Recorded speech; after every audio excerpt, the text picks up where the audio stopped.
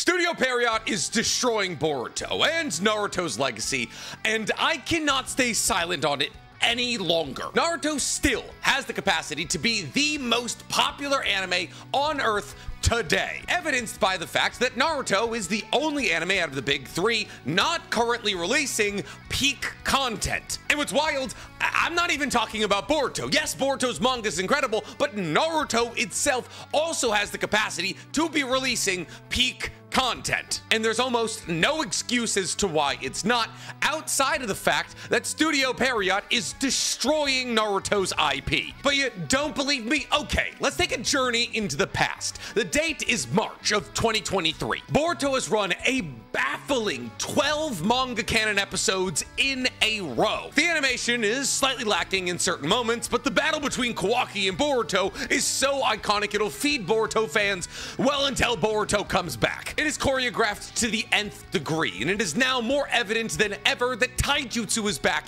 in the Naruto universe. No more chakra mechs, no entire village wiping abilities, just hands at the highest comprehensible level. After 293 long Boruto episodes, the show is finally taking a step forward. But just as the show goes on one of its longest ever manga canon runs, and certainly the longest manga canon run it had gone on in a year or so, the time skip was also just starting in the manga. A time skip that was gonna usher in an entirely new era to the Boruto universe, a universe in the manga that hundreds of thousands, if not millions of people love. And thus it was not only a great time to be a Boruto anime fan, but also a Boruto manga fan. And while I would definitely make the argument that OG Naruto is better than Shippuden, Shippuden brought some of the greatest arcs in anime history. We were gonna get to see all of the new gen characters that we loved aged up and interact with the world where both Boruto and Sasuke were rogue ninjas. But this time skip was a bit different than Naruto's time skip. See, in the Naruto manga, 1 week Naruto was a child, and the next week he was almost an adult. No break actually occurred when the time skip happened in the manga. But with the Boruto time skip, we were told the manga would be going on a slight break. But that wasn't the end of the world, because we knew the Boruto manga wasn't ending. It's massively popular, and while the anime has been faltering in its success, that doesn't necessarily affect manga sales. And therefore, we knew as Boruto fans that the Boruto manga would be back with some heat pretty soon. The only thing that made this break for the manga difficult for Boruto fans is that the exact time that the manga went on a break for the time skip, the anime went on hiatus after episode 293. And thus in March of 2023, after some of the best episodes and best chapters of Boruto, both Boruto's anime and Boruto's manga were gone. But Studio Pierrot said, don't worry. We know that now, for the first time in a really long time, like 23 years amount of time, the world is going to be without new Naruto universe content. See, because whether it was Naruto's manga, Naruto's anime, Naruto's movies, Boruto's manga, Boruto's anime, or Boruto's movies, ever since the inception of Naruto's manga, the world had not been without new Naruto content to interact with on a somewhat regular basis. And thus Studio Pierrot, understanding that the entire world could go into Naruto withdrawals, said, listen, we got something that's gonna tide you over. You guys know how you're always talking about how great part 1 of Naruto was? Well, what if we gave you 4 more episodes? Yeah, that's right. More Naruto content. You'd like that, you stupid idiots, wouldn't you? And we did. We had something to look forward to now that Boruto was both on hiatus and break. Not only did we have additional content to look forward to, we could hypothesize about what these episodes were going to be about, how long they would be. Yes, it's in part 1 of Naruto, but what part of part 1 of Naruto? Are the 4 episodes going to be about Team 7? Is it going to be a short filler arc? Or is it going to go way back before Team 7 was even brought together? Maybe even before they were alive. I mean, there's 4 episodes, right? And there was 4 Hokage before Tsunade. What if every single episode is about the life of one of those individual Hokage? You're telling me right now, honestly, you wouldn't be 100% locked into a 22 to 45 minute episode of Hashirama, Tobirama, Minato, and Hiruzen? And here's the thing, we had a long time to try and figure out what these 4 episodes would be about. Boruto went on hiatus and break in March of 2023. However, these episodes weren't slated to come out until September September of 2023. That's the 3rd month of the year to the 9th month of the year. 6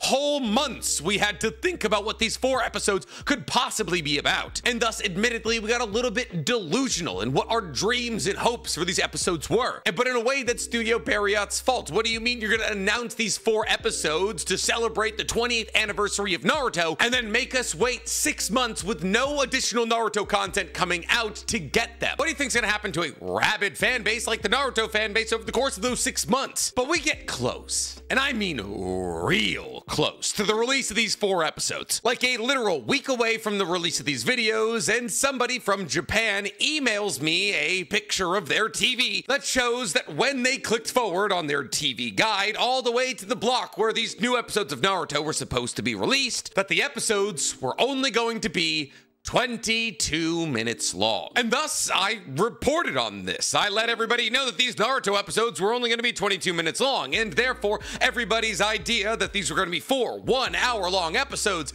is unfortunately just not true. And somewhat justifiably, the internet panicked. Because what was Studio Pierrot hoping to accomplish with 4 22-minute episodes? Even some of the shortest filler arcs in Naruto and Naruto Shippuden were longer than 4 episodes. And if these episodes were to take a step back into the past and try and show us the lives of people like Minato, Tobirama, Hashirama, or Hiruzen, God knows 22 minutes wouldn't feel like a long enough time to dive into any of these incredibly complex characters. I mean, yeah, it could be done, but when the entire internet spent 6 months gaslighting itself into believing that these were going to be 4 one-hour-long episodes, hearing that you're only getting a third of what you expected, well, is not great. And what's even worse is we had begun to speculate that these 4 episodes that were going to come out were going to usher in a new era of Naruto content. I mean, these episodes, along with the 9-minute animation that reanimated all of the key moments from part 1 of Naruto and Naruto Top 99 that became Minato's one-shot manga, were all meant to be released to celebrate Naruto's 20th anniversary. Now, mind you, these episodes were coming out almost 2 full years after Naruto's 20th anniversary, very much speaking to Studio Pierrot's complete and utter inability to hit a project deadline, but still, these were 4 new episodes meant to celebrate the 20th year anniversary of part 1 of Naruto. And thus, people like myself not only believed that these 4 episodes were dropping around September 2023 to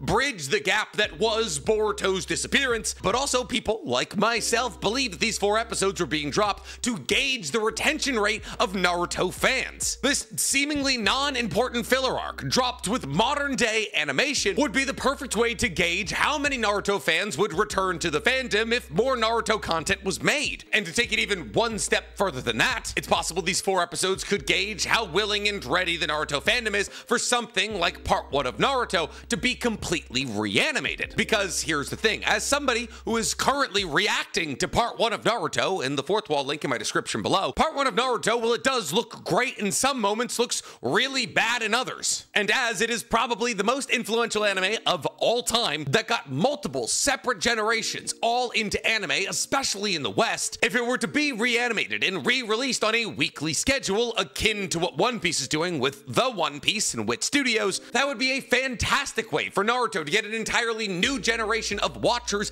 into anime. And if it can work for One Piece, why couldn't it work for Naruto? I mean, in a lesser sense, Studio Pierrot is doing that exact same thing right now with Bleach and TYBW. As well, Studio Pierrot actually abbreviated the ending of Bleach in 2012. It brought Bleach back from the dead with TYBW. And Bleach, like it or not, is a smaller fandom than Naruto. A smaller fandom who also didn't get to see their manga completed. And thus, if both One Piece and Bleach can be brought back for new generations to gain interest in them, why couldn't Naruto, which is by far and away the most popular anime out of all 3 of those big 3 anime, do the same? Especially when you're considering the fact that Studio Pierrot, the people who could do this for Naruto, are doing it for Bleach. And thus, not only did these 4 episodes come along with the hope that Naruto being reanimated in 2020 style animation would be so impressive that Studio Pierrot would have no other choice but to bring back the entirety of part 1 animated in glorious 2020 animation style. But also, when these 4 episodes were done in October of 2023, Boruto's anime would return, preferably on a seasonal basis. However, just a couple of days before these episodes were supposed to come out, amongst a sea of public outcries that 22 minutes simply wasn't long enough for these 4 episodes, Studio Pierrot came out and said, that the episodes would be postponed to ensure that these episodes would meet the quality standards of the fans. But Nick, how long were these episodes postponed for? Well, it's now been almost 2.5 years since that announcement. And for those of you who don't know, it usually takes somewhere in the region of 1 to 2 months to make an episode of anime. We know this because a lot of new gen anime tend to release anywhere between 12 and 24 episodes, and rather consistently, the timeline required to make those 12 to 24 episodes is somewhere in the region of number of episodes times 1.5. The best example of this, ironically, is Bleach's 1,000-Year Blood War arc, which, mind you, is animated at an animation quality probably far beyond 99.999% of animation projects in the last 10 years, that very consistently takes somewhere in the region of 16 to 18 months to release 12 episodes of content. And thus, not only from an industry standard perspective do we know it takes somewhere in the region of 1 to 2 months to animate an episode of anime, but we know that that industry standard applies to Studio Pierrot when they are trying their absolute hardest. And thus, if we assume that the 4 episodes that Studio Pierrot made for part 1 of Naruto to possibly revitalize the Naruto fandom's love for the universe had to be completely scrapped, I mean, nothing could be saved, 8 months should have been the absolute longest Studio Pierrot had to delay the release of these 4, mind you, filler episodes. And as September of this year marks 2 years since these episodes were postponed. I know I said 2.5 years earlier. That's because it's 2.5 years since they announced the episodes. I apologize. That would mean that currently they are somewhere in the region of 14 months past the worst case scenario. But Nick, at least they've been open about when these episodes are going to come out, right? Nope. The last bit of actual official news we had from Studio Pierrot in regards to these 4 episodes was that they're being delayed. But this isn't the first time that Studio Pierrot has squandered the success of Naruto. Boruto's anime dropped April 5th, 2017, when Boruto's manga was just 10 chapters into its story. And right at the gate, April 5th, 2017, Boruto decided to release on a weekly schedule, adapting a manga with a monthly schedule that was only 10 chapters ahead of the anime. This means that if the anime never wanted to catch up with the manga, they would have to adapt 10 pages per episode, or roughly 1/2 to 2/3 of manga content an episode. And while this has absolutely been done before in One Piece at its worst ever pacing, Reverie, adapted about a half chapter per episode, turning the 6-chapter Reverie arc into 12 episodes. Both Dressrosa and Zoe, which were critically panned for being ridiculously slow-paced, had pacings above 2/3 a chapter per episode, with Dressrosa clocking in at about 0.86 chapters per episode, and Zoe clocking in at about 0.79 chapters per episode. This means that with a monthly releasing manga and a weekly releasing anime, to never catch up to the manga and never have filler issues, Boruto's pacing would have needed to be worse than Dressrosa. However, if Boruto wanted to adapt manga content on a somewhat new-gen scheduling type basis, which is usually in the region of 2 to 3 chapters per episode, that would mean, because Boruto chapters are about 40 pages long and the standard chapter of anime is about 15 to 20 pages long, at a good new-gen pace for Boruto would have been 1 chapter per episode. And feasibly, this or something like this could have been accomplished even if they did release Boruto on the same exact schedule, anime-wise. Like I said, the first episode of Boruto was released when there was only 10 chapters of Boruto manga content out there. If Studio Pierrot needed to release Boruto anime content in April of 2017, they could have run Boruto as a seasonal anime.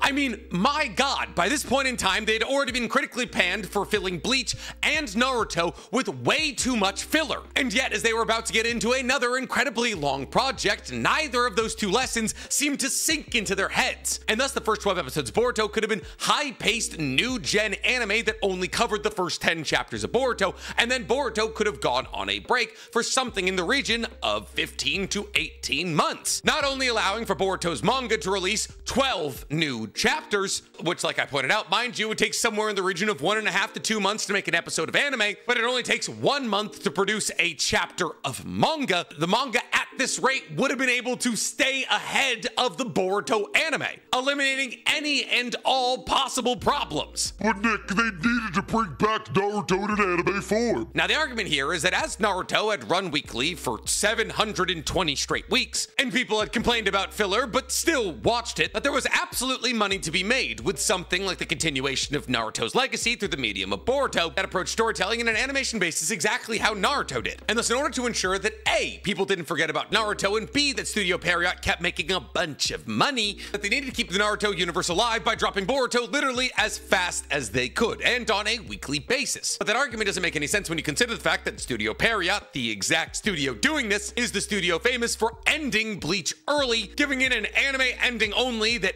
everyone hated in 2012, and then went, that might have been a bad idea, and then brought it back to life almost a decade later, with, mind you, roaring success. Only Nick from 2IBW hadn't come out by the time that they released Boruto. Yeah, I know, but you're telling me the studio that was able to make the decision of making TYBW at the quality level that they're making TYBW, and also seasonally, couldn't have tried to contribute even a modicum of the brains they used to make that decision to the decision that trying to weekly adapt a monthly releasing manga may not have been a good decision. I mean, this is the studio that put Black Clover on a 5-year hiatus. And why did they put Black Clover on a 5-year hiatus? Because they caught up to the manga. Boruto could have waited. It deserved to wait. But instead, we got a 293 episode anime with 65 episodes of manga content. That is a 78% filler rate. And no, I don't want to hear anything about, oh, it being anime canon. It's not. It's filler. Yes, a couple of the light novels are adapted, and that's cool. But if I'm telling somebody to get into Boruto, and one of the caveats I have to provide them with is, oh yeah, by the way, go to fillerlist.com to make sure what episodes you need to watch and what episodes you don't need to watch. That's gonna stop somebody from watching Boruto. The first 15 episodes of Boruto, anime canon. And while Sarada's arc with Shin is cool, think about how insane it is that Studio Pierrot was able to adapt one manga canon episode, and then the next 15 episodes had to be basically filler. On week 2 of the show, they could not adapt manga content. Oh, well, Nick, everything they adapt in the beginning is light novels, and therefore it is just as canon as the manga. And, well, kind of. The light novels that are adapted in Boruto's beginning were actually created after Boruto's anime dropped. Yeah, the 5 light novels that are adapted from episodes 2 to 37 of Boruto released in May, July, September, November, and then January of 2018. So yeah, the first 4 released in 2017, and the last one, the 5th one, released in 2018. If you'll remember, the first episode of Boruto released April of 2017. May is after April. So these light novels were released and employed to canonize the anime canon episodes. And thus, while they did accomplish that, it's not the manga. And then after all of this, they had the audacity to place Boruto on the back burner. Boruto, the consistently most popular manga on Earth, as they shifted their animation budget towards projects like TYBW. And listen, I love TYBW. I love Bleach's universe. I'm happy to see it get the shine that it deserves. But the reason that TYBW looks as good as it does is because Boruto looked as bad as it did. And the reason for doing this is simply because TYBW was more popular than Boruto, at least as an anime. But the reason that Boruto wasn't popular as an anime was their fault. They're the ones who greedily believed that Boruto needed to be dropped as soon as possible. They're the ones who didn't do the math that you can't release a weekly release anime with a monthly release manga. And thus, when the first almost 40 episodes of Boruto were all filler content, yeah, the majority of the fan base that you thought you were gonna have from Naruto dropped. The only thing that saved Naruto from a similar stint of filler, which happened after the Sasuke retrieval arc up until episode 220 of part 1 of Naruto, was the fact that a time skip happened. And even then, an insane amount of people never made it out of part 1 of Naruto because there's almost 80 episodes of filler at the end of part 1 of Naruto. And now Boruto's anime has been on hiatus for 2+ years. And the 4 additional episodes of part 1 of Naruto we were supposed to get from Studio Pierrot are in a similar boat. The other 2 entries from the big 3, One Piece and Bleach, are surging in popularity, all while Boruto on a weekly basis continues to be one of, if not the most popular manga on Earth. But so many people don't get to know how incredible Boruto's story is because of the incompetency of Studio Pierrot, because the majority of people who find themselves in the anime fandom don't read manga. All while Studio Pierrot is currently committing itself to both Black Clover and Bleach, 2 shows that historically Studio Pierrot almost destroyed with their incompetency in their greed, as they riddled Bleach with filler and refused to animate Black Clover, both because they couldn't think of any other way to release these 2 anime in any other format but weekly. And yet both Black Clover and Bleach get the treatment that Boruto can't, because Studio Pierrot tarnished Boruto's name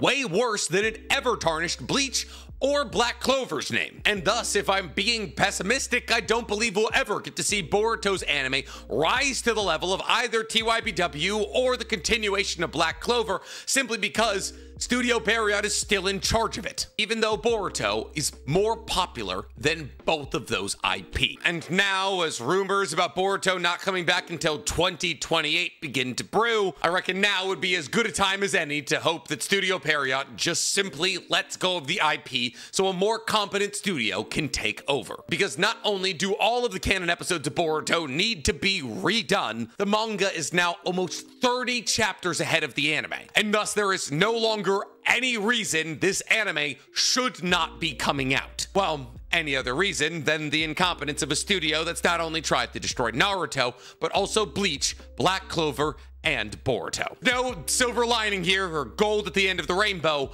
I just hate Studio Pierrot, but maybe I'm alone in that. Who knows? If you guys hate Studio Pierrot or you're excited for the future of Boruto or Bleach or Black Clover, let me know about it in the comments below. And while you guys are down there, please, for me, like this video, subscribe to the page, and hit that noti bell. I'm gonna go throw darts at a printed out photo of Kazamichi Ueda.